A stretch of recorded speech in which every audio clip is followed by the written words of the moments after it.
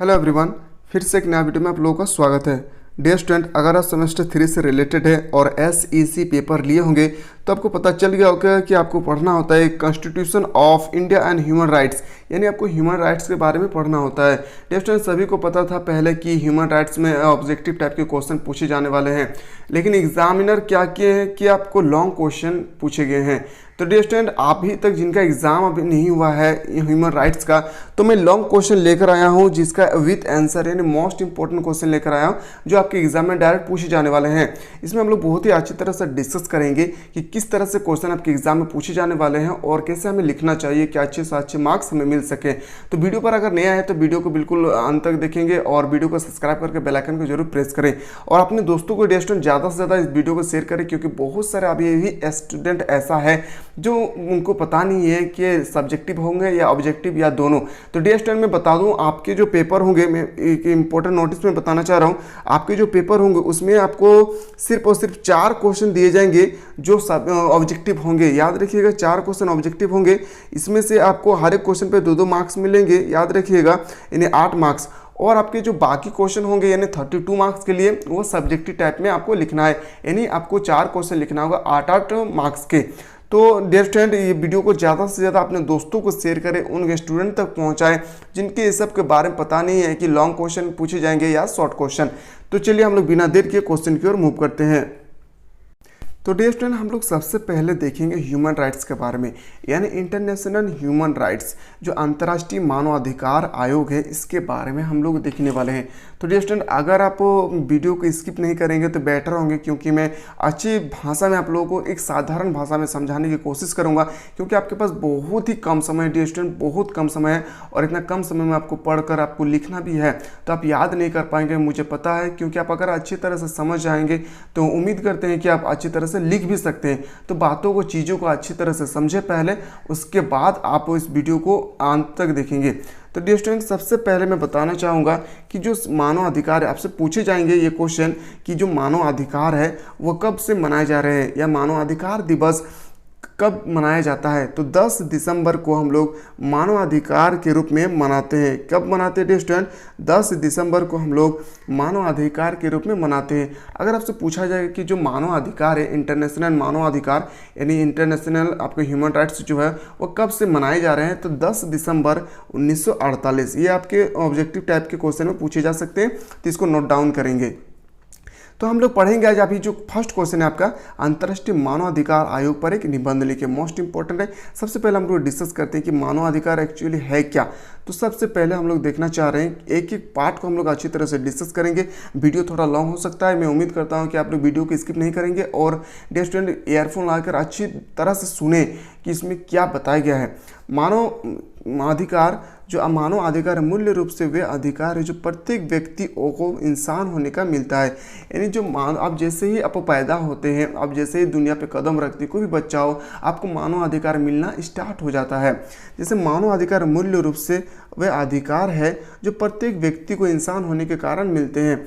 यह नगर पालिका से लेकर अंतर्राष्ट्रीय कानून तक अधिकार के रूप में संरक्षित है। यानी एक पियोन, एक चपरासी से लेकर एक आईएएस ऑफिसर तक ये सीमित है। यानी ये मानवाधिकार सबको प्राप्त है। मानवाधिकार सार्वभौमिक है, इसलिए ये हर जगह और हर समय लागू होता है। यानी जो मानव अधिकार है ये हर जगह और हर समय ये लागू होता है। ऐसा नहीं है कि हम बाहर गए हैं तो मानवाधिकार खो दिए हैं या घर आए तो मानवाधिकार हम खो दिए हैं, ऐसा नहीं है। आप जहाँ भी रहेंगे, आप सो भी रहे हैं तो आपके पास ह्यूमन राइट्स का पावर है। आगे देखते हैं कि मानव अधिकार जो है, मानव अधिकार मानदंडों का एक समूह है जो व्यवहार के रूप में यानी कुछ मानकों को चित्रित करता है। नगर निगम के साथ साथ अंतर्राष्ट्रीय कानून अधिकार के रूप में संरक्षित करने इन कानून को, इन अधिकारों के औपचारिक मौलिक अधिकार के रूप में जाना जाता है, जिसका एक व्यक्ति सिर्फ इसलिए हकदार है क्योंकि वह इंसान है। यानी जो मानव अधिकार है आपको इसलिए दिया जा रहा है क्योंकि आप सिर्फ इंसान हैं। यानी ये एनिमल्स हो, बर्ड्स हो, इसे मानव अधिकार नहीं दिए जाते। जो ह्यूमन राइट्स है वो सिर्फ और सिर्फ एक इंसान होने के नाते ही आपको प्राप्त होते हैं। तो डियर स्टूडेंट, आपको उम्मीद करते हैं कि आप समझ गए होंगे कि जो ह्यूमन राइट्स वो क्या है। ह्यूमन राइट्स अब जैसे ही दुनिया पे कदम रखे, यानी अब जैसे पैदा हुए आपको ह्यूमन राइट्स मिलना स्टार्ट हो गया है। आप कहीं भी रहें, कैसा भी रहें, आपको ह्यूमन राइट्स प्राप्त हो जाएंगे। और यह ह्यूमन राइट्स जो है वह एक चपरासी से लेकर IAS ऑफिसर तक ह्यूमन राइट्स से सबको अधिकार प्राप्त है। अब चलते हैं अगले पॉइंट। अगला पॉइंट आप देख रहे होंगे कि मानव अधिकार वे मापदंड है जो मानव व्यवहार के मानकों को स्पष्ट करता है। एक इंसान होने के नाते वे वो मौलिक अधिकार है जिनका प्रत्येक स्वाभाविक रूप से हकदार है। यह अधिकार कानून द्वारा संरक्षण है। जो मौलिक अधिकार है यानी मानव अधिकार है, ह्यूमन राइट्स है, यह हमें कानून के थ्रू से मिले हैं। अगले चलते हैं नेक्स्ट। अब हम लोग चलते हैं कि मौलिक जो मानव अधिकार है, ह्यूमन राइट्स है, उसके कितने टाइप होते हैं। एक एक टाइप को हम लोग अच्छी तरह से डिस्कस करेंगे और इसी तरह से आपको एग्जाम में लिखना है। मैं उम्मीद करता हूं कि आपसे जो एग्जाम पूछे जाने वाले क्वेश्चन है, यही क्वेश्चन आपसे पूछे जाएंगे और आपको इसी तरह से लिखना है, आप अच्छे मार्क्स लाएंगे। सबसे पहले हम लोग देखते हैं डियर स्टूडेंट कि जो आप देख पा रहे हैं मूलभूत मानव अधिकार। ये मूलभूत मानव अधिकार क्या है? हमारे यहाँ कुछ बुनियादी मानवाधिकारों को विशेष रूप से सुरक्षित किया गया है जिसके प्राप्ति देश के हर व्यक्ति को होनी चाहिए। ऐसे ही कुछ मूलभूत मानवाधिकार के विषय में नीचे चर्चा करेंगे। तो चलिए हम लोग नीचे चर्चा करते हैं कि है क्या। तो सबसे पहले हम लोग देखेंगे जीवन का अधिकार। ये जो जीवन का अधिकार है वो क्या है? जीवन का अधिकार के बारे में सबसे पहले देखते हैं। जीवन का अधिकार प्रत्येक व्यक्ति के पास अपना स्वतंत्र जीवन जीने का जन्मसिद्ध अधिकार है। यानी अब जन्म से ही आपको भारत में प्रत्येक व्यक्ति को स्वतंत्र जीवन गुजारने का अधिकार है। हर इंसान को किसी अन्य व्यक्ति के द्वारा मारे जाने का भी अधिकार है, नहीं मारे जाने का अधिकार है। यानी कोई व्यक्ति किसी को मार रहे हैं तो ये ह्यूमन राइट्स नहीं बताते हैं। यानी एक व्यक्ति होकर दूसरे व्यक्ति को नहीं मार सकते हैं, ये हमारे ह्यूमन राइट्स में कहा गया है। अब अगला पॉइंट चलते हैं कि उचित प्रशिक्षण का अधिकार। ये जो उचित प्रशिक्षण है ये क्या है, तो इसके बारे में चलिए देखते हैं। उचित प्रशिक्षण प्रत्येक व्यक्ति को निष्पक्ष यानी डायरेक्ट न्यायालय द्वारा निष्पक्ष सुनवाई का अधिकार है। इसमें उचित समय के भीतर सुनवाई, जन सुनाई और वकील के प्रबंध आदि का अधिकार शामिल है। यानी आप कोई व्यक्ति अपराध है तो उस अपराध को आप वो डायरेक्ट जेल भेजकर आप उसे फांसी की सज़ा नहीं दे सकते हैं जब तक इसकी सुप्रीम कोर्ट या हाई कोर्ट या न्यायालय कोर्ट में आप जब तक आपका सुनवाई नहीं होंगे तब तक इसे आप जेल में नहीं रख सकते हैं, इसे सज़ा नहीं दे सकते हैं। ये उचित प्रशिक्षण का अधिकार है। इसी तरह से आपको पॉइंट बना कर लिखना है ताकि आप अच्छे मार्क्स ला सकते हैं। सोच, विवेक और धर्म की स्वतंत्रता इसी मोस्ट इम्पॉर्टेंट है। प्रत्येक व्यक्ति को विचार और विवेक की स्वतंत्रता है, उसे अपने धर्म को चुनने की भी स्वतंत्रता है। यानी कोई भी व्यक्ति अपने धर्म को अच्छी तरह से चुन सकते हैं। यानी मान लेते कि मैं मुस्लिम धर्म से रिलेटेड हूँ तो मैं हिंदू धर्म को ग्रहण कर सकता हूँ, इसमें किसी भी कोई बाधा नहीं हो सकता है। यही हमें मौलिक अधिकार के साथ साथ मानव अधिकार में भी हमें बताते हैं, याद रखिएगा। और अगर वह इसे किसी भी समय बदलना चाहे तो उसके लिए उसकी भी स्वतंत्रता है। मैंने अभी जस्ट बताया आपको कि कोई भी व्यक्ति है वो मान लेते क्रिश्चियन है तो वो आदिवासी धर्म को ग्रहण करना चाह रहे हैं तो वो खुशी से वह अधिकारी को क्रिश्चियन जो है वो आदिवासी धर्म को ग्रहण कर सकते हैं। इसमें कोई भी किसी प्रकार के वकील की या सुप्रीम कोर्ट की या हाई कोर्ट की कोई भी परमिशन की ज़रूरत नहीं पड़ती है। देन अगला चलते हैं दास्ता से स्वतंत्रता। दास्ता मतलब होता है गुलाम और दास प्रथा पर कानून रोक है। हालांकि यह अभी भी बुनियादी में कुछ हिस्सों इसका अवैध रूप से पालन किया जा रहा है। यानी आप भारतवर्ष में मानव अधिकार यानी ह्यूमन राइट्स है, अगर आपके पास पावर है तो आप किसी भी व्यक्ति के गुलाम रख नहीं सकते हैं। इसी में दास प्रथा की स्वतंत्रता के बारे में कहा गया है। अगला चलते हैं अत्याचार से स्वतंत्रता, मोस्ट इम्पोर्टेंट है, सबसे इम्पोर्टेंट है। अंतर्राष्ट्रीय कानून के तहत यातना देने पर प्रतिबंध है। हर व्यक्ति यातना न सहने से स्वतंत्रता है।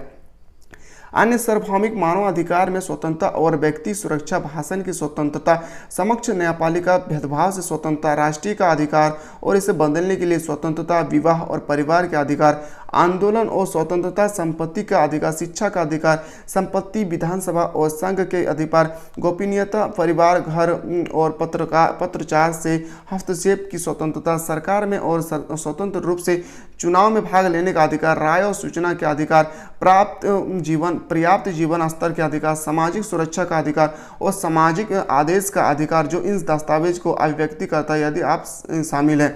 डेस्टन ये आपसे कह रहे हैं क्या कि आप मान लेते हैं कि कोई भी चुनाव पे लड़ रहे हैं तो ये आपको पूरा भारत में स्वतंत्रता है ह्यूमन राइट्स में। आप मान लेते हैं कि कोई बिजनेस करना चाह रहे हैं तो इसे भी यहाँ पर स्वतंत्रता है। मान लेते हैं आप कोई राजनीतिक पॉलिटिकल्स में कोई जाना चाह रहे हैं तो ये भी हमारे मौलिक अधिकार यानी ह्यूमन राइट्स के बारे में बताया गया है। या सामाजिक सोशलिज्म हो, इसे भी आपको याद रखिएगा ह्यूमन राइट्स में बताया गया है। सभी मनुष्य जन्म से स्वतंत्रता तथा अधिकार समान रूप से समान होते हैं, यानी सभी व्यक्ति जब जन्म होते हैं तब से हर एक व्यक्ति को मौलिक अधिकार हो या ह्यूमन राइट्स से दोनों में एक इक्वल देखे जाते हैं। यानी कोई भी व्यक्ति कानून की नज़र में अमीर और गरीब नहीं हो सकते हैं, ना कोई भी व्यक्ति छोटे और बड़े होते हैं। प्रत्येक मनुष्य जाति, रंग, लिंग, भाषा, धर्म, राजनीतिक तथा स्वतंत्र सामाजिक उत्पत्ति, जन्म अथवा किसी भी प्रकार के भेदभाव के बिना समस्त अधिकारों एवं स्वतंत्रता के उपभोग का अधिकार है। यानी कोई भी व्यक्ति हो, वह जाति, लिंग, रंग, भाषा किसी भी तरह से, मान लेते हैं हम अभी खोटा भाषा बोल रहे हैं तो कोई भी अगर बोले मैं चाह रहा हूँ कि कहीं भी मैं हिंदी भाषा बोलूँ तो इससे भी मुझे पूरा अधिकार है, यह भी ह्यूमन राइट्स में बताया गया है। मैं उम्मीद करता हूँ कि थोड़ा थोड़ा आप लोगों को समझ में आया होगा। हालांकि कानून द्वारा संरक्षित इन अधिकारों में से कई का लोगों द्वारा यह तक कि सरकार के द्वारा भी उल्लंघन किया जाता है। हालांकि मानवाधिकार के उल्लंघन पर नजरें रखने के लिए कई संगठन बनाए गए हैं। ये संगठन इन अधिकारों की सुरक्षा के लिए कदम उठाते हैं। डेस्टन अब हम लोग चलते हैं निष्कर्ष। आपको इस तरह से निष्कर्ष भी लिखना होगा कि निष्कर्ष होता क्या है। कई बार ऐसा देखने को मिलता है कि जिन लोगों को ऊपर मानवाधिकार की रक्षा की जिम्मेदारी होती है वही अपने शक्ति का दुरुपयोग कर लोगों के मानव अधिकारों का हनन करने लगते हैं। इसी तरह से हमारे देश में ऐसा ही हो रहे हैं अभी। इसलिए इस बात को सुनिश्चित किया जाना चाहिए कि देश के सभी व्यक्ति को उनके मानवाधिकार प्राप्त होती है। डेस्टन बहुत सारे स्टूडेंट हो, मान लेते स्टूडेंट के आप है तो स्टूडेंट बारे में भी समझाऊं मैं। तो कोई भी एक लीडरशिप होते हैं तो उस लीडरशिप में क्या करते हैं, सभी स्टूडेंट पर दबाव बनाकर रखते हैं। तो ये बिल्कुल गलत है, ये ह्यूमन राइट्स नहीं बताते हैं। यानी एक लीडर का काम है सभी स्टूडेंट को एक नज़र से देखा जाना चाहिए। अगले चलते हैं, अब चलते हैं इंटरनेशनल ह्यूमन राइट्स के बारे में हम लोग डिस्कस किए। अब हम लोग चलते हैं भारत के ह्यूमन राइट्स क्या है, यानी भारत में मानवाधिकार को किस प्रकार से देखे जाते हैं। तो चलिए मानवाधिकार के बारे में देखते हैं। यानी भारत के मानवाधिकार, यह हम आपको अभी जो क्वेश्चन हम लोग डिस्कस किए वो विश्व के मानवाधिकार थे। अब हम लोग डिस्कस करेंगे भारत के मानवाधिकार। भारत का राष्ट्रीय मानवाधिकार एक स्वायत्तता विधिक संस्था है। इसकी स्थापना मोस्ट इंपॉर्टेंट है 12 अक्टूबर 1993। अगर आपसे पूछा जाए कि मानवाधिकार की स्थापना कब हुई थी तो 10 दिसंबर 1948। अगर आपसे पूछा जाए कि भारत में कब हुई थी तो याद रखिएगा 12 अक्टूबर 1993 को हुई थी। इसकी स्थापना मानवाधिकार संरक्षण अधिनियम 1993 के अंतर्गत की गई थी। यह आयोग देश में मानवाधिकार का प्रहरी है। यह संविधान द्वारा अनिश्चित, अभिनिश्चित तथा अंतर्राष्ट्रीय संधियों में निर्मित व्यक्तिगत अधिकारी का संरक्षक है। यह एक बहुसदस्यीय निकाय है। इसके प्रथम अध्यक्ष न्यायमूर्ति रंगनाथ मिश्र थे। मोस्ट इंपॉर्टेंट क्वेश्चन आपसे ऑब्जेक्टिव में पूछे जा सकते हैं कि भारत के जो आपके जो ह्यूमन राइट्स है उसका फर्स्ट न्यायमूर्ति कौन थे, तो रंगनाथ मिश्रा। अगर वर्तमान में पूछा जाए कि याद रखिएगा वर्तमान में 21वें न्यायमूर्ति अरुण कुमार मिश्रा इसके वर्तमान अध्यक्ष है, पद पर आसीन है। इसके अध्यक्ष व सदस्य का कार्यकाल 3 वर्ष का होता है। मोस्ट इंपॉर्टेंट अगर आपसे पूछा जाए कि जो मानव ह्यूमन राइट्स है यानी मानव अधिकार जो है भारत में उसके कार्यकाल कितने वर्ष का होता है, तो 3 वर्ष का। या आपका उम्र अगर 70 साल हो जाएंगे तो आप रिटायर हो जाएंगे। इसके अध्यक्ष व सदस्यों की नियुक्ति राष्ट्रपति द्वारा एवं संगठित समिति की सिफारिश पर होती है। राष्ट्रीय मानवाधिकार आयोग का गठन पेरिस सिद्धांतों के अनुरूप है जिन्हें अक्टूबर 1991 में पेरिस में मानव अधिकार संरक्षण एवं संदर्भों के लिए राष्ट्रीय संस्थाओं पर आयोजित पहली अंतर्राष्ट्रीय कार्यशाला में अंकित किया गया था तथा 20 दिसंबर 1993 में संयुक्त राष्ट्र महासभा द्वारा संकल्प 48-134 के रूप में समर्थित किया गया था। अब चलते हैं कि मानवाधिकार की जो आयोग है उनके कार्य क्या है। भारत में मानवाधिकार से जुड़े मुद्दों पर सरकार को परामर्श दे। यह परामर्श दात्री निकाय है, इसलिए दंड देने का अधिकार नहीं है। 1 वर्ष से अधिक पुराने मामलों को सरकार की सहमति से सुनवाई कर सकता है। इसे लोक न्यायालय की शक्तियाँ प्राप्त है। इसे ह्यूमन राइट्स को यह अपनी रिपोर्ट राष्ट्रपति को सौंपता है। राष्ट्रपति मानवाधिकार आयोग के अध्यक्ष एच एल दत्तू ने इस आयोग के दंत विहीन भाग कहा है। अब चलते हैं मौलिक अधिकार में। अभी हम लोग 2 क्वेश्चन डिस्कस किए, एक इंटरनेशनल ह्यूमन राइट्स, एक नेशनल यानी राष्ट्रीय हमारे जो भारत है उसमें किस प्रकार से हम लोग ह्यूमन राइट्स का प्रयोग करते हैं। तो उसका मिलता जुलता इंटरनेशनल और human rights, international human rights और भारत का ह्यूमन राइट्स जो है वो मिलता जुलता है। बस याद रखिएगा, आपको इतना याद रखना कि जो मानवाधिकार है वो सबसे पहले 10 दिसंबर 1948 को किया गया था और भारत में किया गया है, याद रखिएगा 1993 में, अक्टूबर 1993 में। अगर आपसे पूछा जाएगा डियर स्टूडेंट कि अगर आपसे पूछा जाए क्या कि जो मौलिक अधिकार है वो क्या है, इसके विभिन्न अंगों का वर्णन करें, तो चलिए हम लोग देखते हैं फंडामेंटल राइट्स के बारे में। In which part of fundamental right, इनके पार्ट के बारे में भी हम लोग डिस्कस करेंगे। मैं उम्मीद करता हूं कि आप लोग क्वेश्चनों को अच्छी तरह से समझ गए होंगे। आगे चलते हैं मौलिक अधिकार के बारे में। तो सबसे पहले आपको मैं बताना चाहूँगा जो मौलिक अधिकार है उसे हम लोग इंग्लिश में फंडामेंटल राइट्स कहते हैं। अब चलते कि मौलिक अधिकार भारतीय संविधान का अभिन्न अंग है। सभी नागरिकों को बुनियादी मानवाधिकार को मौलिक अधिकार के रूप में परिभाषित किया गया है। संविधान के भाग 3 मोस्ट इंपॉर्टेंट क्वेश्चन है, आपसे पूछा जा सकता है ऑब्जेक्टिव में कि मौलिक अधिकार भाग संविधान के भाग कितने में दर्शाया गया है, तो 3 में। यह कहा गया है कि किसी भी व्यक्ति के लिंग, जाति, धर्म, पंथ या जन्म स्थान की स्थिति के आधार पर भेदभाव ना करके उन्हें यह अधिकार दिया जाए कि ये सटीक प्रतिबंधों के अधीन न्यायालय द्वारा लागू होता है। इन्हें नागरिक संविधान के रूप में भारत के संविधान द्वारा गारंटी दी जाती है, जिसके अनुसार सभी लोग भारतीय नागरिकों के रूप में संदर्भ और शांति के जीवन यापन कर सकते हैं। यानी मौलिक अधिकार का पूरा विश्लेषण ये है कि डियर स्टूडेंट, आप किसी भी तरह से जाति, धर्म और लिंग भेदभाव नहीं कर सकते हैं, चाहे वो भाषा के दौर से हो या धार्मिक से हो या राजनीतिक से हो, किसी तरह से भी आप भेदभाव नहीं कर सकते। यानी कानून के नज़र में सभी व्यक्ति एक दूसरे के पास समान है, एक दूसरे की तरह समान है। अगले चलते हैं हम लोग टाइप ऑफ मौलिक अधिकार। आपको इसी तरह से लिखना है। आपके शॉर्ट क्वेश्चन में ऐसे पूछे जा सकते हैं कि मौलिक अधिकार में जो समानता का अधिकार आता है उसे डिफाइन करें, उसे स्पष्ट करें। तो आपको इस तरह से स्पष्ट करना है। कैसे, तो मैं दिखाना चाहूँगा आपको। चलिए ध्यान दीजिएगा, मौलिक अधिकार के बारे में देखते हैं, जिसका पहला पार्ट है समानता का अधिकार। समानता का अधिकार में आपको कैसे स्टडी करना है, तो गौर कीजिएगा। जो समानता का अधिकार है इसमें आपको पढ़ना है कि इसमें कानून के सामने समानता शामिल है, जिसका मतलब यह है कि जाति, पंथ, रंग, लिंग के आधार पर कानून का समान संरक्षक है। सार्वजनिक रोजगार, अस्पृश्यता और टाइटल के उन्मूलन पर प्रतिबंध है। यह कहा गया है कि सभी नागरिक कानून के सामने समान है और किसी के साथ किसी भी तरह का कोई भेदभाव नहीं हो सकता है। यह अधिकार भी है, यह भी अधिकार बताते हैं कि सभी सार्वजनिक स्थानों पर समान पहुंच होगी, यानी कोई भी व्यक्ति कोई भी दुकान जा सकते हैं, कोई भी व्यक्ति कोई भी मंदिर जा सकते हैं, कोई भी व्यक्ति हो, चाहे वो हिंदू हो या मुस्लिम हो या गैर मुस्लिम हो, कोई भी हो, सिख हो, ईसाई हो, अब कोई भी मुस्लिम जगह अपने धर्मस्थल को छोड़कर दूसरे भी धर्मस्थल जा सकते हैं। ऐसे हमारे फंडामेंटल राइट्स के समानता के अधिकार में कहा गया है। समानता का तात्पर्य होता है सभी व्यक्तियों को कानून के नज़र में समान देखे जाते हैं। अब देखते हैं, समान अवसर प्रदान करने के लिए सरकार की सेवा में अनुसूचित जाति, अनुसूचित जनजाति और अन्य पिछड़े वर्गों के सिवाय सैनिक की विधवाएं और शारीरिक रूप से विकलांग व्यक्ति को भी आरक्षण नहीं होगा। यह अधिकार मुख्य रूप से अस्पृश्यता को खत्म करने के लिए बनाया गया था, जिसका दशकों से भारत में अभ्यास किया गया था। अगर आप चलते हैं स्वतंत्रता का अधिकार, सबसे इम्पोर्टेंट है। आप भारत में रह रहे हैं तो आप कोई भी चीज़ को स्वतंत्र रूप से कर सकते हैं, यानी आप स्वतंत्र रूप से डांस कर सकते हैं, स्वतंत्र रूप से भाषण दे सकते हैं, स्वतंत्र रूप से किसी का यूनियन बन सकते हैं। तो चलिए हम लोग स्वतंत्र के बारे में देखते हैं। स्वतंत्रता, इसमें भाषण की अभिव्यक्ति हो, बोलने की स्वतंत्रता हो, यूनियन हो, सहयोगी बनने की स्वतंत्रता, भारत में कहीं भी यात्रा करने की स्वतंत्रता, भारत के किसी भी हिस्से में रहने की स्वतंत्रता, बसने की स्वतंत्रता, किसी भी पेश का चयन करने की स्वतंत्रता शामिल है।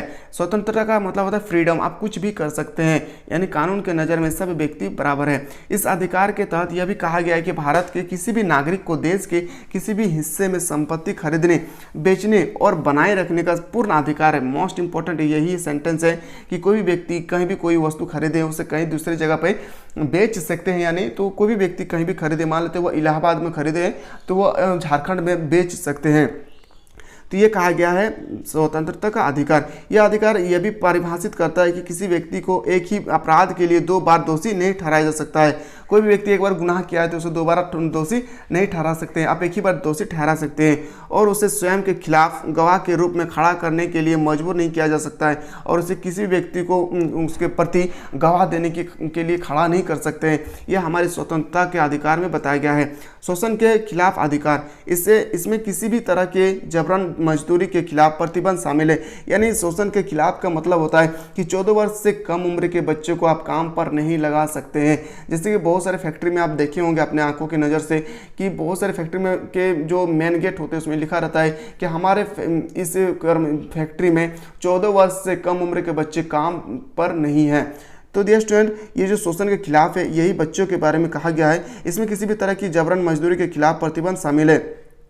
14 वर्ष से कम आयु के बच्चों को खानों या कारखानों जहां जीवन का जोखिम शामिल है, ये काम करने की अनुमति नहीं है। इसके अनुसार किसी भी व्यक्ति को किसी भी तरह से दूसरे व्यक्ति का फायदा उठाने का अधिकार नहीं है। इस प्रकार मानव तस्करी और भिखारी को कानूनी अपराधी बनाया गया है। इसमें शामिल पाए गए हैं लोगों की दंड किए जाने का प्रावधान शामिल है। इस तरह से बेईमान उद्देश्यों के लिए महिलाओं और बच्चों के बीच दास्ता और मानव तस्करी, दास्ता मतलब होता है गुलाम तस्करी को अपराध घोषित किया गया है। मजदूरी के लिए न्यूनतम भुगतान को परिभाषित किया गया है और इससे संबंध में किसी भी तरह के समझौते करने की अनुमति नहीं है। अगला चलते धर्म स्वतंत्रता का अधिकार। मैंने अभी जस्ट बताया कि कोई भी व्यक्ति कोई भी धर्म को ग्रहण कर सकते हैं। धर्म की स्वतंत्रता का अधिकार, इसमें कहा गया है कि भारत के सभी नागरिक के लिए विवेक की पूर्ण स्वतंत्रता है। सभी व्यक्ति अपने पसंद के धर्म को स्वतंत्र रूप से अपनाने, अभ्यास करने और फैलने का अधिकार होगा, और केंद्र और राज्य सरकार भी इस तरह के किसी भी धर्म के मामले में कोई भी तरह से बाधा नहीं उत्पन्न करेंगे। सभी धर्मों को धार्मिक और धर्म ऐसे देशों के लिए संस्थानों और स्थापित करने का रखने के लिए अधिकार प्रदान किया गया है। यानी कुल मिलाकर धार्मिक स्वतंत्रता का बोलने का यह मकसद है कि कोई भी व्यक्ति कोई भी धर्म को स्वीकार कर सकते हैं, वो अपने धर्म के प्रचार प्रसार कर सकते हैं। आपको इस तरह से आपको बनाकर लिखना होता है क्योंकि आपके पास बहुत ही कम समय है। और सबसे इंपॉर्टेंट उद्देश्य है सांस्कृतिक और शैक्षणिक अधिकार। यह सबसे महत्वपूर्ण अधिकार में से एक है क्योंकि शिक्षा को प्रत्येक बच्चों का प्राथमिक अधिकार माना जाता है। सांस्कृतिक अधिकार कहता है कि हर देश अपनी संस्कृति विरासत को संरक्षित करना चाहते हैं। इस अधिकार के अनुसार सभी अपनी पसंद की संस्कृति को विरासत करने के लिए स्वतंत्रता है और किसी भी तरह की शिक्षा प्राप्त करने के लिए स्वतंत्रता है। किसी भी व्यक्ति को उसकी संस्कृति, जाति या धर्म के आधार पर किसी भी शैक्षणिक संस्थान में प्रवेश से वंचित नहीं किया जाएगा। सभी अल्पसंख्यकों को अपने स्वयं के शैक्षणिक संस्थान स्थापित करने का अधिकार है। संवैधानिक उपचार करने का अधिकार, यह नागरिक को दिया गया एक बहुत खास अधिकार है। इस अधिकार के अनुसार हर नागरिक को अदालत में जाने की शक्ति है। किस अधिकार के तहत अदालत में जाने का अधिकार है? संवैधानिक अधिकार के अंदर। यदि उपयुक्त मौलिक अधिकार में से किसी भी अधिकार की पालन नहीं की गई है तो अदालत इन अधिकारों का उल्लंघन के खिलाफ एक गार्ड के रूप में खड़ी है। यदि किसी भी मामले में सरकार बलपूर्वक या जानबूझकर किसी व्यक्ति के साथ अन्याय करती है या किसी व्यक्ति को बिना किसी कारण या अवैध कार्य से कैद किया जाता है तो संवैधानिक उपाय करने का अधिकार व्यक्ति को अदालत में जाने और सरकार के कार्यों के खिलाफ न्याय प्राप्त करने की अनुमति देता है। अगले चलते हैं निष्कर्ष के बारे में। डियर स्टूडेंट, अभी हम लोग फंडामेंटल राइट्स के बारे में डिस्कस किए और फंडामेंटल राइट्स में आपके ऐसा क्वेश्चन पूछे जा सकते हैं कि आप बताइए संवैधानिक उपचारों का अधिकार का वर्णन करें। यानी आपके 4 क्वेश्चन सिर्फ और सिर्फ मौलिक अधिकार से पूछे जा सकते हैं और खास करके आपको ध्यान है मानव अधिकार, ह्यूमन राइट्स के बारे में। निष्कर्ष में कहा गया कि नागरिकों के जीवन में मौलिक अधिकार एक महत्वपूर्ण भूमिका निभाते हैं। यह अधिकार जटिलता और कठिनाई के समय बचाव कर सकते हैं और हमें एक अच्छे इंसान बनने में मदद कर सकते हैं। तो डियर स्टूडेंट, अभी हम लोग 3 क्वेश्चन को डिस्कस किए और अगर चीज़ों को आप लोग अच्छी तरह से समझ गए होंगे, इंटरनेशनल ह्यूमन राइट्स और नेशनल ह्यूमन राइट्स यानी अंतर्राष्ट्रीय मानवाधिकार और भारत के मानवाधिकार में क्या डिफरेंट है, मानवाधिकार कब गठन किया गया है और मानवाधिकार का क्या क्या रूल है, इसमें हम लोग किस तरह से बिहेवियर करते हैं, किसको मौलिक अधिकार और किसको मानव अधिकार प्राप्त है। मुझे उम्मीद है कि आप लोग अच्छी तरह से समझ गए होंगे और डियर स्टूडेंट, इस वीडियो को आप लोग ज़्यादा से ज़्यादा अपने दोस्तों को शेयर करें, उस कैंडिडेट तक पहुंचाएं जिन्हें पता नहीं है कि ये एग्ज़ाम ऑब्जेक्टिव नहीं होंगे, सब्जेक्टिव होंगे। तो चलिए हम लोग इसी तरह से नेक्स्ट वीडियो मिलते हैं। तब तक के लिए जय हिंद, जय भारत, वंदे मातरम।